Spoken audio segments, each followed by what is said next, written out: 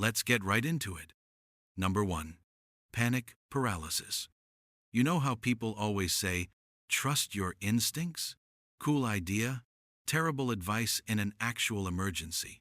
Because sometimes your instincts don't scream, run. They just sit there like, what if we just died? It's called tonic immobility, and it's basically your body's version of the Windows blue screen of death. Instead of fighting or fleeing, some people just freeze completely. Not dramatically stunned in a movie Frozen, but flat out, no movement, dead fish energy. It's an ancient survival response meant to trick predators into thinking you're already dead, which used to work great when the threat was a lion and not, say, a burning building. The weirdest part? People often feel mentally awake while it's happening. You're aware, you're terrified, and your internal monologue is going, move, do something, while your nervous system replies, how about, no. Your muscles lock up, your heart rate drops, and your brain enters possum mode. Studies show this response is more common in people who've had previous trauma or feel helpless in stressful situations, aka a not-so-great setup for surviving, say, a fire or a car crash. In those moments, your survival instinct can actively sabotage you. So yeah, sometimes the thing that was supposed to keep you alive ends up turning you into a confused statue. Basically, your nervous system is throwing a tantrum in your honor. Number 2. The follow the crowd glitch. Let's say you're in a movie theater, and smoke starts curling up from behind the screen. Your brain says, fire? But nobody else is reacting. No screaming, no panic. Just people slowly chewing popcorn like it's a sauna in here, but, chill. So what do? You sit there too because herd instinct says, don't be the weirdo who overreacts. This is social proof, and it's one of the more annoyingly dangerous mental shortcuts your brain uses to decide how to behave. If everyone else is calm, your brain assumes everything's fine even when it very much is not. In survival situations, this instinct to follow the crowd can be fatal. In dozens of real-world disasters, fires, stampedes, plane evacuations, people have died because they hesitated, copied others, or waited for a leader to take charge. Even worse, the people around them were also waiting. So it's just a room full of confused meat puppets, all deferring to one another while the danger escalates. This isn't stupidity, it's wiring. Humans evolved in tight social groups, and reacting alone could have gotten you ostracized, which, back then, was a death sentence. So your brain learned, look around, copy the vibe, survive. Accept the vibe in an emergency? It lies. Number 3. Your brain, the fire alarm troll. Okay, so you finally decide to run. Amazing. Except now your brain has decided to take all the adrenaline in your body, throw it into your bloodstream like a toddler with glitter, and shout, good luck. What happens next? Tunnel vision, shaky hands, sudden inability to remember how doors work. Welcome to acute stress response, aka panic brain. Your senses become hyper-focused, but only on the wrong stuff. You might completely miss an exit sign but fixate on a weird smell or a flickering light. Your fine motor skills take a vacation, which is super useful when you need to, say, unlock something or use a phone. And just to spice things up, your memory takes a nosedive.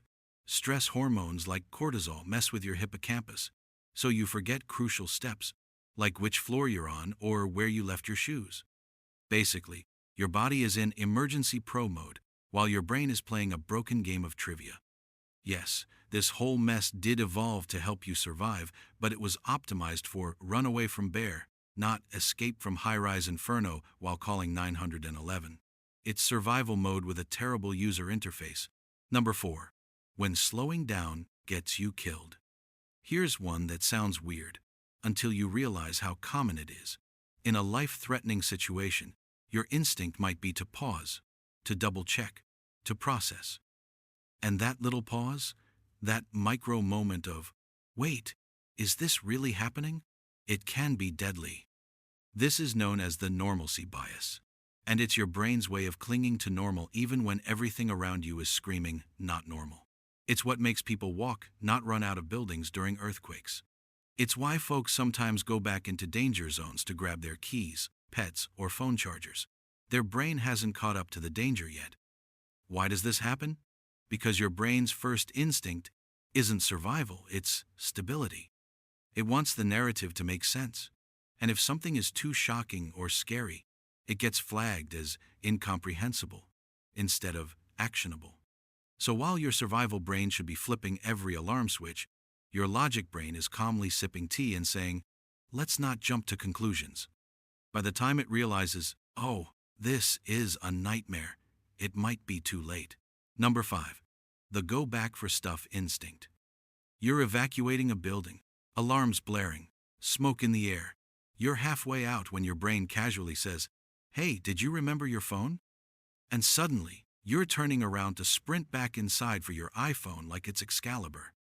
This is called object attachment, and no, it's not just about materialism.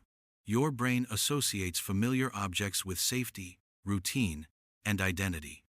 Your wallet, your charger, your cat-shaped pillow, they're anchors. In chaos, grabbing them feels like grabbing onto normalcy.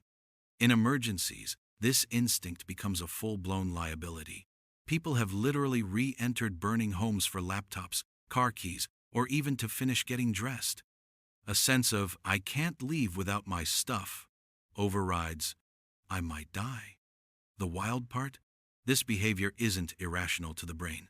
It feels like you're doing something responsible. You're securing resources, not wasting time. But to anyone watching, it's like watching someone calmly brush their teeth during a tornado.